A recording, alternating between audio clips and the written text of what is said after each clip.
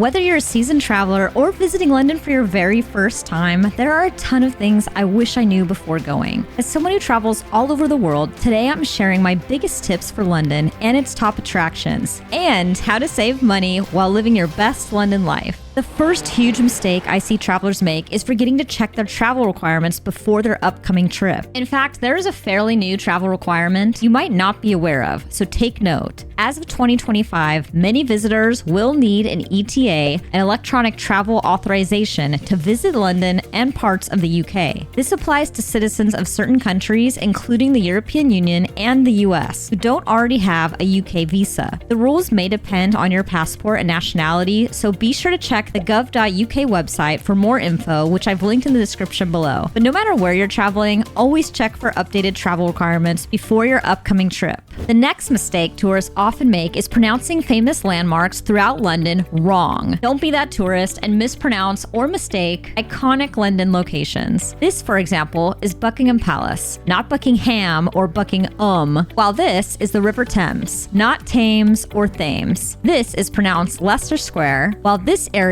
is pronounced Greenwich, not Greenwich. You'll probably also recognize the famous clock tower Big Ben. However, this is actually Elizabeth Tower. Big Ben is the name of the bell inside the tower. It's also important to remember that some terminology in London may be different from where you're from. An elevator, for instance, is called the lift, and a waiting line is often called a queue. I promise the locals will appreciate you taking the time to learn these and pronounce them correctly. Plus, you'll stand out less like a tourist. Speaking of terminology, although you may recognize this common travel item, you might want to think twice before calling it a fanny pack. Because in London, this can have a completely different and often offensive meaning. In the UK, the word fanny is a slang and often vulgar term for female genitalia, and could be considered very rude in this context. My dad learned this on a business trip to London, and luckily a colleague saved him from embarrassing himself in front of a female customer. So definitely something to avoid saying in London, especially in front of the locals. Another big mistake tourists make all the time is confusing Tower Bridge with London Bridge. This is the actual London Bridge, but what you're likely looking for is Tower Bridge. Tower Bridge is free to visit, by the way, but you can buy tickets to a tour or the exhibition. And if you want to see the bridge lift, you can view upcoming lift times at towerbridge.org. But keep in mind, even scheduled bridge lifts can be canceled at short notice due to unforeseen circumstances. That being said, it does lift around 800 times a year, so if this is something on your bucket list, check the link in the description below to view the lift schedule before you visit. The next mistake some tourists make is hassling the guards at Buckingham Palace during the royal ceremony. Nowadays, some people are so obsessed with finding new ways to go viral on TikTok, they forget these are real guards on duty. They are trained to be very stoic and professional, and although they may crack a smile for a photo, it's best to respect their boundaries and not cross the line. Trying to get a reaction out of them is one thing, but you do not want to touch them or their horse during the parade. Just remember to use common sense and treat the guards with the respect they deserve.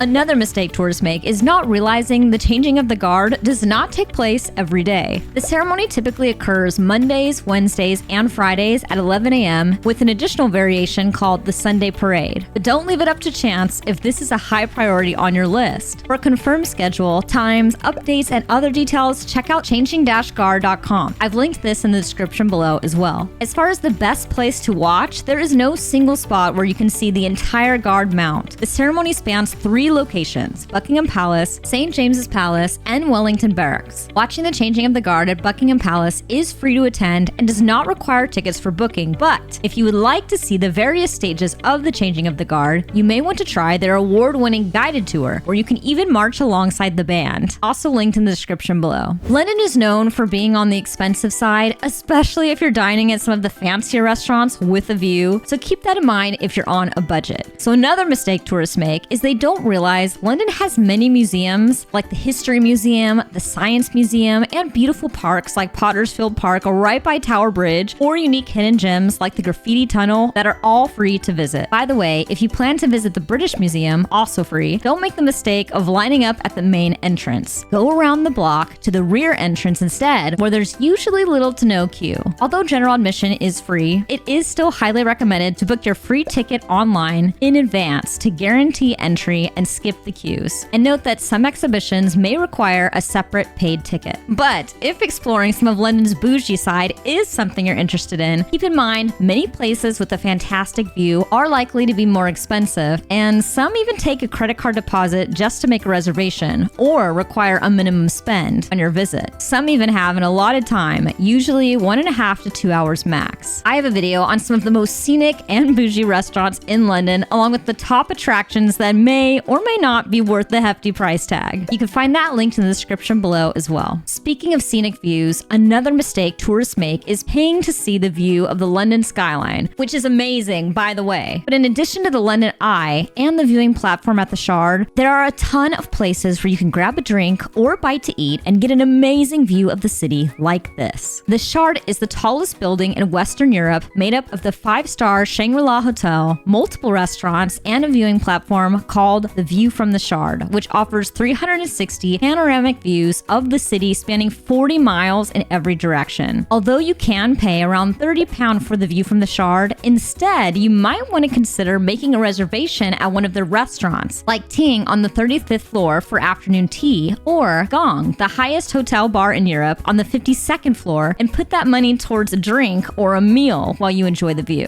Sky Garden is another place with a fantastic panoramic view of London that is free and one you absolutely want to book in advance. Although free to visit, there are only a set amount of tickets they give out per day, so be sure to grab yours in advance. And this really goes for any popular destination or restaurant, free or paid, especially if you're going during peak travel season. But even during shoulder season, like when we went in April, they were already fully booked by the middle of the day. So don't make the same mistake we did. If it's on your list, be sure to grab your tickets well in advance and book the time slot in advance as well to skip the long queues outside. By the way, I've heard other Londoners share a tip that might be a workaround for this. On the Sky Garden website, you can actually purchase a sunrise ticket for about £12, which includes a coffee and a pastry with access to Skypod Bar, offering stunning views of the city before it even opens to the general public. Note that the outdoor terrace will be closed, but this is still a great opportunity for the early birds looking to beat the crowds. Had I known this prior to visiting London, it definitely would have been on our list. If you want to start your day by watching the sunrise at Sky Garden and you decide to check it out, you must let me know how it is in the comments. The next mistake tourists often make has to do with London pub etiquette. London pubs date back centuries, and pub culture in London might be different than where you're from or what you're used to. In America, at most restaurants and even some bars, you're often greeted by a host who will take you to your seat, and a server will come to your table to wait on you and take your order, while you usually pay at the end. In London, however, this is not the case. At most pubs, you seat yourself and go to the bar to order while you pay then and there. And some places will have a QR code right at the table with their menu you can scan without ever having to see a waiter. And while in London, note that beers are commonly ordered in 20-ounce pints or a half pint. By the way, London has some of the most unique pub names I have ever heard, and I'm dying to know the lore behind some of these, so if you happen to know the story behind them, please share in the comments below. Cheers! Another mistake tourists make when visiting London is trying to pay with the wrong currency. Unlike most of Europe, London uses the British pound or pound sterling, not the euro. And you might want to get familiar with London currency slang. Quid, for instance, refers to a single British pound, similar to a buck in US dollars, while a fiver or £5 note is, you guessed it, £5, and a tenner is £10. There are also 4 denominations of banknotes in circulation: £5, £10, £20, and £50, all printed on polymer. You may also be familiar with a penny when it comes to US currency, but in London, you may hear the plural form as pence. For example, 50 pence. And unlike in America coins, which usually aren't worth much, some coins in London are worth quite a bit. And on that note, pun intended, tourists also make this mistake when paying. At a restaurant, if paying with a credit card reader, you might notice 2 options. You can either pay with your home currency or the local currency, which again is the British pound in London. You should always choose to pay in the local currency, British pounds, and convert it later to avoid higher charges or added fees. Another quick tip is if you see a service charge automatically applied to your bill or are traveling with a large party and maybe aren't used to it, Many restaurants will have a built-in gratuity charge, usually for parties of 6 or more, or an added service charge so you don't need to tip on top of that. Unless, of course, you think the service was exceptional, and then by all means, make their day. And the next mistake I see tourists make is not subscribing to the Girl Meets Guy YouTube channel. Click the subscribe button now and turn on the bell so you never miss out on our amazing travel tips. Thank you. Another common mistake tourists make is booking tours and activities through deal sites. Don't get me wrong, deal sites are a great place to browse hotels, experiences, and things to do on your trip. But these sites can also add up to 30% in fees. In our experience so far, whenever we book direct, we've saved a ton of money. So next time you're browsing deal sites, take note of which tours or hotels you want to book and try to find the company website and book online or email them direct. Trust me, it's at least worth comparing the price, but you'll almost always come out ahead when booking with companies direct. And when you do book tours, activities, experiences, don't forget you can usually save your passes in your phone's wallet app. So they're easily accessible and you can avoid frantically rummaging through your email or relying on a good internet connection when you need to scan your tickets. Another mistake to avoid is booking your hotel in the wrong location. First of all, your hotel might be a chain and it could have more than one location throughout London. So if you're trying to stay near a certain neighborhood or landmark, make sure you choose the right one. Secondly, don't book based on website photos alone. On our trip to London, we stayed at Wild Apart Hotels in Covent Garden, which was the perfect location. And I'll talk more about why later on in the video. However, when we originally booked the location at Aldgate Tower Bridge, it wasn't until I zoomed in on the map that I noticed the area seemed to be full of graffiti everywhere, which made us a little uncomfortable. So a little tip here, you could always check customer reviews and photos on Google or zoom in on the map to make sure you get an accurate and realistic representation of the place and the area you're looking to stay at. Another mistake tourists make is feeling like they have to stay in the center of London. Remember, prices are likely the highest in central London, especially during peak season. If you are trying to save money, you could consider staying somewhere cheaper outside the main city. In between black cabs, taxis, Ubers, and all the public transport options, you could still easily get to everywhere you want to go. And on that topic, let's go over some of the biggest mistakes tourists make when it comes to public transport. First of all, London has many ways to get around the city. Everything from buses to trams to trains to the London Underground rail network known as the Tube. The Tube, for example, might save you money, while the Elizabeth line is often recommended if you're coming from Heathrow Airport, although it may take longer than the Heathrow Express, depending on where you're going. But according to some Londoners, the Tube is one of the cheapest ways to get around and is well planned out and organized. Plus, it can be a nice way to avoid London traffic, but it may be overwhelming at first. So if you are set on trying out the underground system, be sure to give yourself time to understand how it works. And if you can, try to avoid taking the Tube during peak travel time, which is around 7:30 to 9 a.m. and 5 to 7 p.m. when most people are heading to or from work. If you are using public transport in London, contactless payment is best for most visitors, but paper tickets are still an option. When using contactless pay, you can easily pay with your phone, and when you tap in, be sure to also tap out. If not, you could be charged more. And make sure to have your card or your phone out ahead of time and ready to scan, as many people are in a rush and you don't want to be the tourist holding up the line. And another mistake tourists make when taking the underground is standing on the wrong side of the escalator. The left lane is the passing lane, so make sure you stand on the right side, especially if you've got a ton of luggage with you. Keep right and keep the left open for those rushing to make their connection. But before you get on, make sure you allow people to get off first. Now, another tip, if you're perhaps a family with children 11 to 5 years old and planning to get an Oyster card, according to another Londoner, you can ask the staff to apply a young visitor discount, which gets you 50% off on your TFL, your Transport for London travels, while children under 11 can travel for free. Keep in mind, this will only be valid for a max of 14 days, but it might be worth looking into if that applies to you.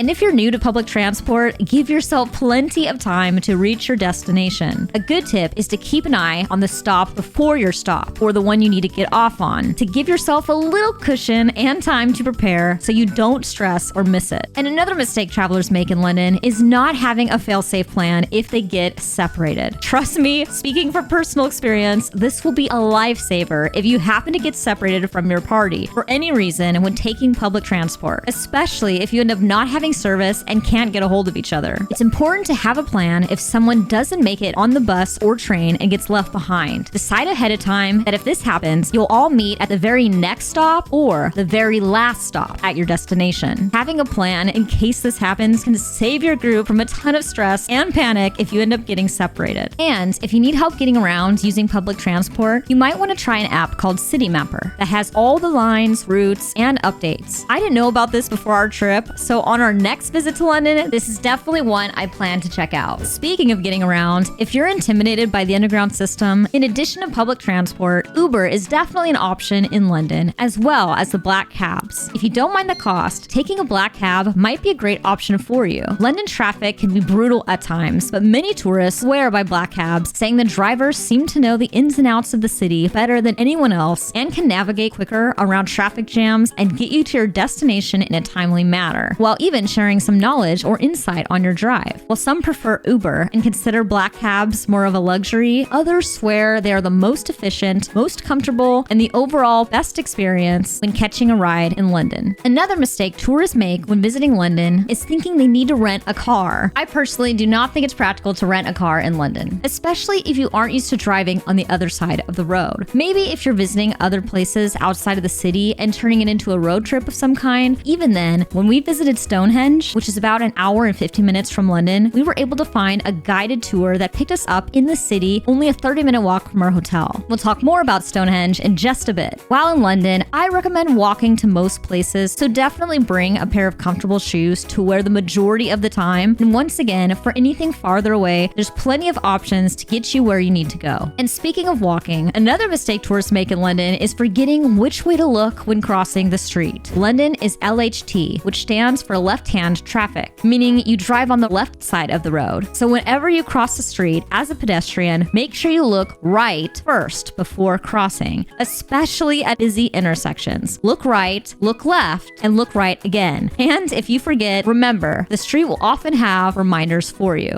Another mistake tourists make is they underestimate what a difference a live guide makes when it comes to exploring the city. One of the best ways to see London is on a guided tour like a river cruise or a hop-on, hop-off bus. London is full of history and there is so much to learn. Having a live guide who is super knowledgeable about the city and can share a ton of interesting fun facts while pointing out historic sites on your scenic journey is definitely the way to go. And if you're lucky, you might even get one with a sense of humor. I actually heard one Londoner refer to one of these hop-on, hop-off buses as a ho-ho bus, which I thought was pretty funny, especially if you're visiting London at Christmas time. And speaking of time, another big mistake tourists make is arriving late to some of the hop-on, hop-off tours. Although the live guides are spectacular, the tours themselves are also full of history, but are not flexible when it comes to timing. If you're late to any of their tours, even by a few minutes, expect them to leave without you. This actually happened to us when on our hop-on, hop-off tour, because our bus got stuck in a traffic jam due to an unexpected protest, and we missed our Jack the Ripper tour by literally 5 minutes, and unfortunately, it was impossible for us to catch up. So keep that in mind and give yourself plenty of time, or even plan to arrive early if it's a tour you really don't want to miss. Like the hop-on, hop-off tours, taking a River Thames cruise with a live guide is another amazing way to see the city that is actually pretty affordable. This was a big highlight for me and one of my favorite things we did in London. Definitely recommend and absolutely would go again. By the way, if you like exploring by boat, one Londoner recommended using an Uber boat that apparently has an airline-like interior with a bar and a huge open backside, which sounds pretty cool. According to them, some routes even get really close to sites like Big Ben and the London Eye, so something worth mentioning in case you want to check it out. And this is another big mistake tourists make. Even when you don't have a live tour guide, don't be afraid to ask someone working at the attraction you're visiting about its rich history. When we were visiting Tower of London, for instance, we learned all about the ravens, known as the guardians of the tower, which was fascinating. And if you want to hear more about that, be sure to check out my full London guide in the description below.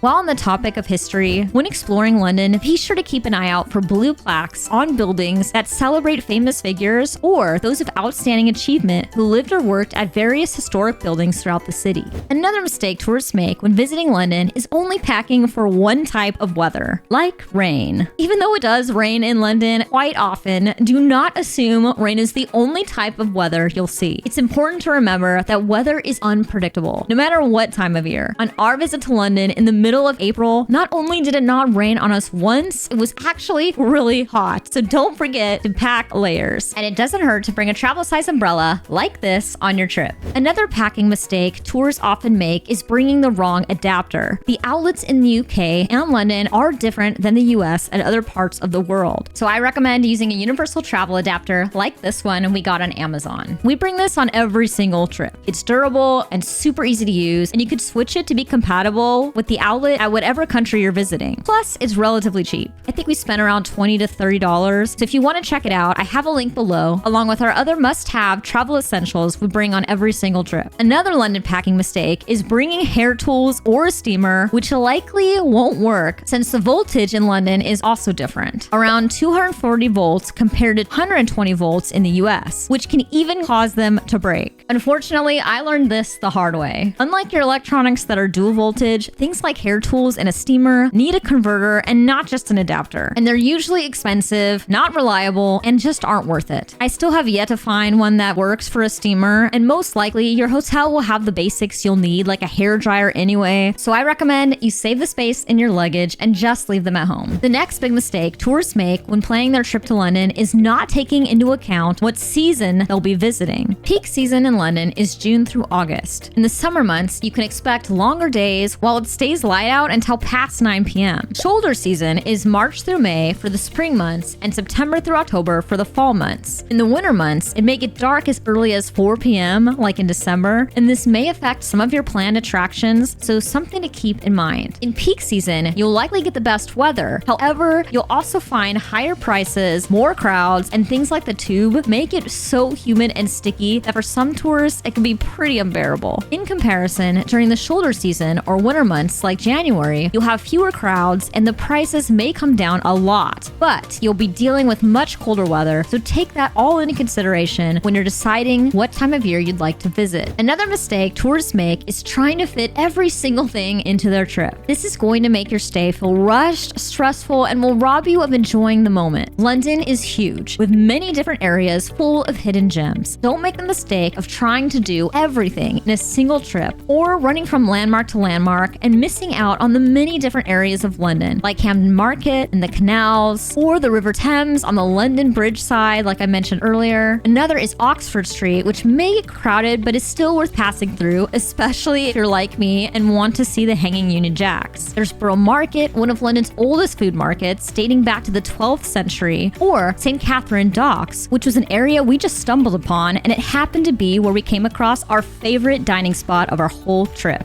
Emilia's handcrafted pasta, which I can't recommend enough. By the way, another mistake tourists make is not visiting Covent Garden. This is where we stayed when we visited London, and trust me, you do not want to sleep on this area of London. Located in the theater district, Covent Garden is a prime location, not only when it comes to where to stay, but also when it comes to where to shop, dine, and explore some of London's nightlife. Speaking of the theater district, another mistake to avoid is paying full price for theater tickets. For popular shows, this hack might not apply, but if you don't have a particular show in mind, check out the tickets booth in Leicester Square for half-price tickets on shows that day. And another mistake you don't want to make is to completely skip on some of the coolest spots you can only see in London. There are a ton of iconic spots where you can go to recreate a famous photo or take part in some fandom, like visiting the Harry Potter Platform 9 3/4 at King's Cross Station, or if you're a music fan, Abbey Road and Abbey Road Studios. Speaking of music fans, if you're a huge Stones fan like me, do not make the mistake of missing a visit to the Rolling Stones shop number 9 on Carnaby Street. You'll thank me later. And if you plan to visit Abbey Road Studios, note that it's free to view from the outside. The gift shop is also open to the public. However, you can't actually tour the studio inside, which is a bummer, I know. But while you're there, don't make the mistake of forgetting to check the live cam at abbeyroad.com and miss seeing yourself on camera within 24 hours of your visit. Say T, and while at Abbey Road, don't make this mistake. If you happen to see this sticker, make sure you give it a scan in the Spotify app. I hear the music by this artist Dash Please is pretty good. Another mistake I see tourists make is flying across the world to visit London, and only London, staying in the city their entire trip. Don't be afraid to venture out and see some of the nearby attractions like Stonehenge or the Cotswolds. Stonehenge was on our bucket list, and considering it's only an hour and 50-minute bus ride from central London, I highly recommend taking a half day and seeing it in person. Our live guide was hilarious and shared some of the coolest facts about Stonehenge, along with its many theories surrounding why and how it was built. And another mistake to avoid is missing out on seeing Stonehenge up close. With our trip only being a few days, we did a half tour from London, but if you're able to set aside an entire day and willing to get up bright and early, you can actually book a full day tour and visit Stonehenge at sunrise, where you can even walk through the stones and see them up close. And while at Stonehenge, don't make the mistake of missing out on a chance to feed the ravens. Do not be shy. If you see someone out there feeding them, ask if you could participate. As someone who is obsessed with ravens and crows, I had no idea this was even a thing, so it was a huge highlight for me. For more details and everything you need to know about visiting Stonehenge, check out my guide to London in the description below. Another mistake you don't want to make is missing out on the Cotswolds and not seeing some of the English countryside, known for rolling hills, quaint stone villages, medieval churches, castles, and historic towns, only about 2.5 hours from London. And speaking of things to visit, another mistake tourists make is booking tours, activities, or even dinner reservations on the first day they get to London. I recommend not scheduling any of your top priorities or expensive attractions on the day you arrive. Between unpredictable weather, unforeseen events like delayed flights and traffic jams, the last thing you want is to miss something important or lose money and put a damper on things at the very start of your trip. Keep your travel days stress-free and take the day to unpack and settle in instead. Remember, London is known for being a multicultural city, so take some time to explore and get a feel for the area, and don't forget to try some of the local food. Besides a traditional English breakfast or fish and chips, there are a ton of places that have outstanding food, like Dishoom in Covent Garden, known for its fantastic and flavorful Indian food. So don't be afraid to step out of your comfort zone and try something new. Come on, you're on vacation after all. Another mistake travelers make, especially on their very first time in London, is not being organized with their trip. It's easy to get caught up in the excitement, and before you know it, you could start forgetting things on your list, or worse, not have a real plan and end up wasting time or backtracking. To maximize your time and fun, I recommend using something like Google Sheets to stay organized. It's also free, and if you're not sure where to start, I have a complete London itinerary linked in the description below that you can use as a guide or starting point for your own trip. By the way, don't forget to download your Google Maps route so you can use it offline in case you find yourself in an area with no service. And when mapping out your trip, be sure to check the estimated travel time between landmarks and plan to visit any neighboring areas that are close together on the same day to limit your backtracking as much as possible. Another thing I do to stay organized is I create a travel folder in my email. In this case, I'd label it London, and here I save or drag any emails pertaining to our trip, like booking confirmations for our hotel or activities, so everything is easy to find. As I've said, London has so much to see, it really is impossible to do it all in a single trip. That being said, another big mistake travelers make is packing so much into their trip and they forget to leave some free time for spontaneity, to just explore and stumble upon hidden gems. I promise some of these unexpected finds might just end up being some of your favorite parts of your trip. And the last mistake to avoid is not checking out my complete guide to London before your trip. It's full of my best recommendations for where to eat, where to stay, top attractions, and our favorite hidden gems you do not want to miss on your trip to London, including prices and whether or not some of the expensive places are actually worth it. Thank you so much for watching. If you found this guide helpful, please take the time to leave a comment so YouTube recommends this to other travelers. And don't forget to subscribe for more Girl Meets Guide tips on your favorite travel destinations. Bye guys!